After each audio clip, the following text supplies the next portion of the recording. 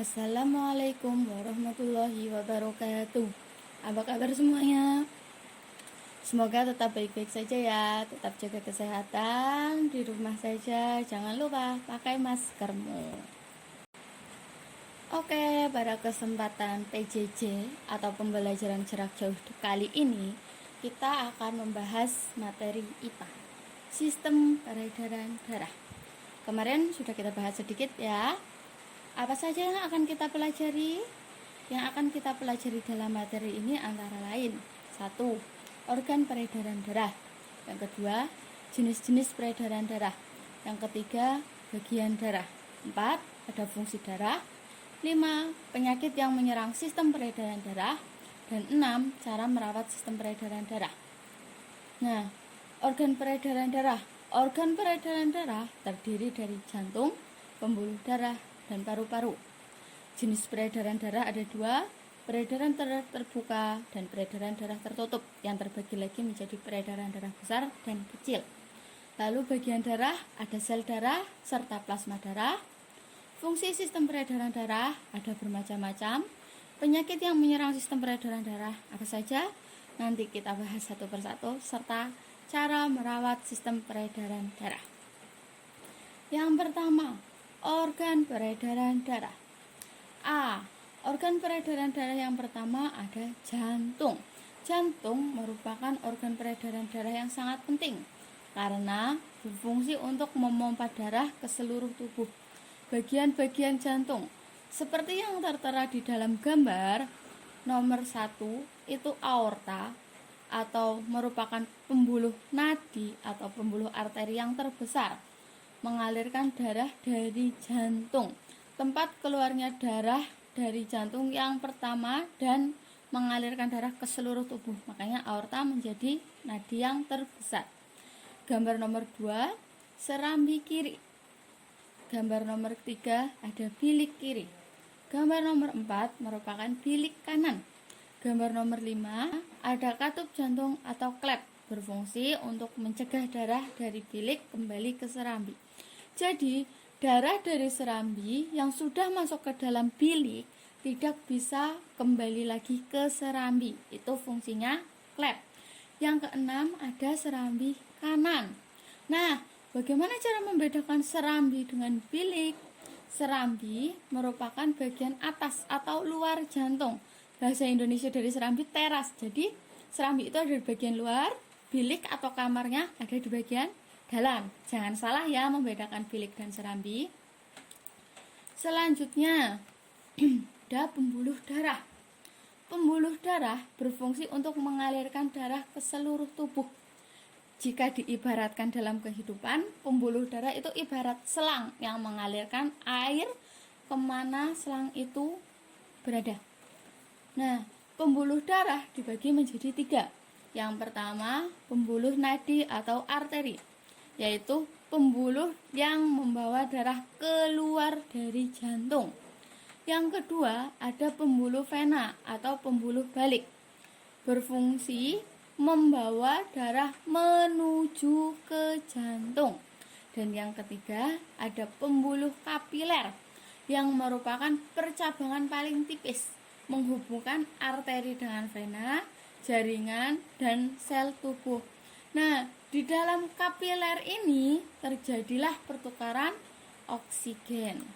Selanjutnya, nah ini dia tabel perbedaan pembuluh nadi dan vena. Yang pertama, pembuluh nadi letaknya agak ke dalam dan tersembunyi, susah ditemukan. Tapi karena ada denyutannya, jadi dia lebih terasa. Untuk vena, letaknya dekat permukaan kulit, sedikit terlihat warnanya. Yang hijau-hijau di tepi kulit kalian itu merupakan pembuluh vena, lebih mudah ditemukan oleh kalian. Perbedaan yang kedua, untuk nadi, dinding pembuluh tebal, kuat, dan elastis. Untuk vena, dinding pembuluh tipis dan tidak elastis. Yang ketiga, untuk nadi, aliran darah berasal dari jantung. Sedangkan vena, aliran darah menuju ke jantung.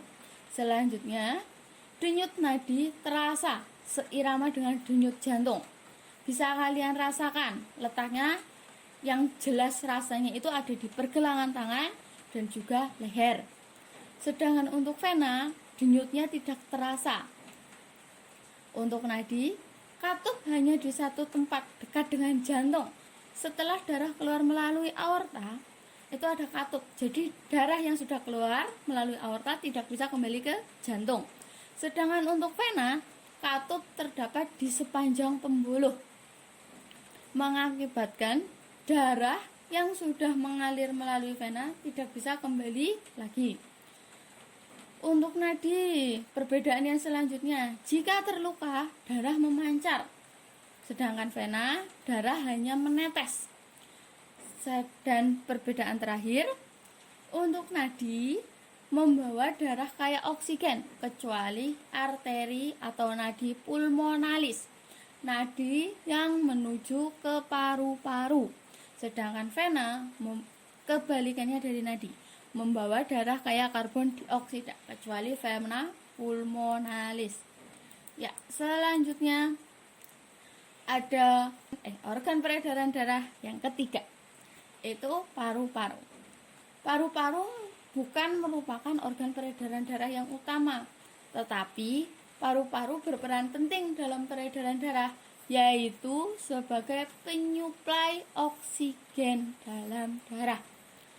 Di dalam alveoli atau ujung paru-paru, itu yang berbentuk bulat-bulat seperti anggur, terdapat kapiler-kapiler halus sebagai tempat pertukaran oksigen dengan karbon dioksida. Bisa kita lihat di gambar. Darah miskin oksigen yang berwarna biru itu nadi pulmonalis atau arteri pulmonalis bergerak ke arah paru-paru.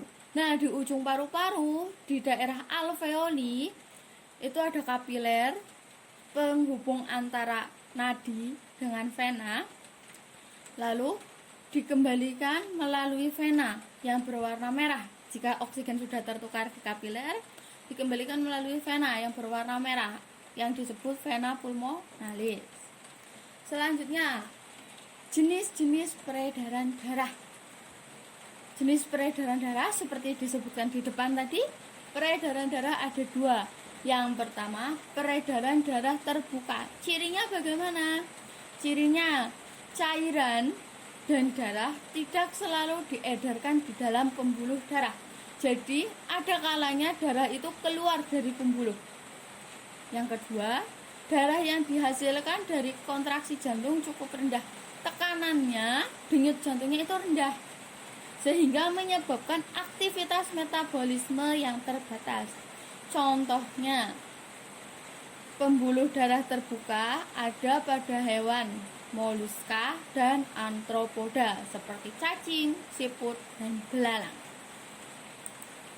Yang B, peredaran darah tertutup. Cirinya, darah selalu beredar di dalam pembuluh darah. Darah tetap di dalam pembuluh, tidak ada waktu darah untuk keluar dari pembuluh atau ibaratnya bermain di luar pembuluh.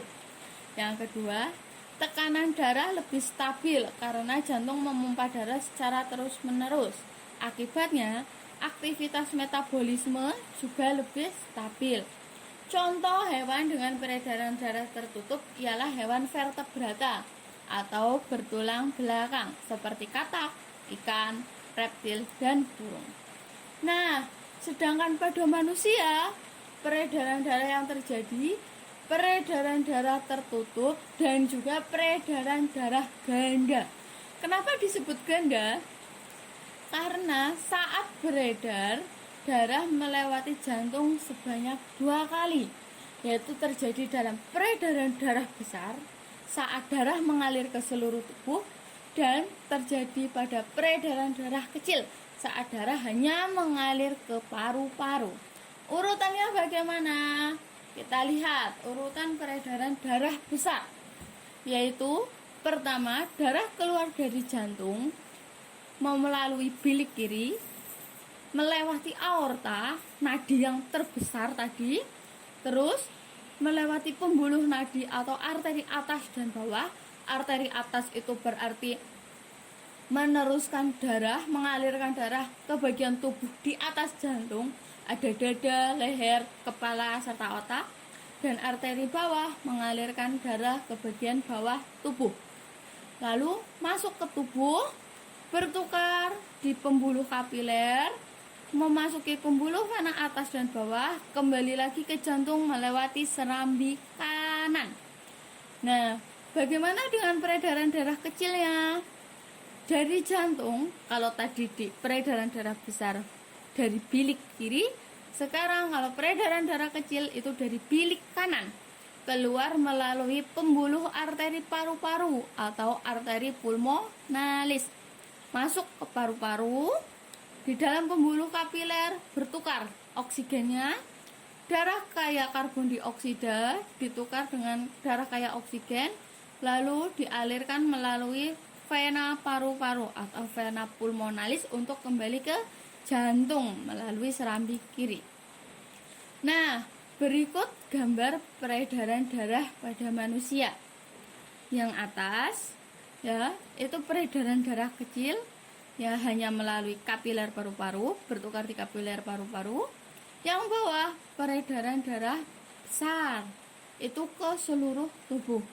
Catatan, jangan sampai lupa. Pembuluh berwarna merah ya, itu berisi darah kaya akan oksigen, yaitu darah yang diedarkan ke seluruh tubuh, dari jantung ke seluruh tubuh, dan juga darah dari paru-paru ke jantung. Sedangkan pembuluh berwarna biru berisi darah miskin oksigen atau kaya karbon dioksida, yaitu pembuluh yang dari tubuh menuju ke jantung serta dari jantung menuju ke paru-paru. Oke, demikian penjelasan materi IPA Sistem Peredaran Darah Manusia bagian pertama. Tetap ikuti channel MI Muhammadiyah Semondo untuk mengetahui sistem peredaran darah bagian kedua. Sekian, wassalamualaikum warahmatullahi wabarakatuh.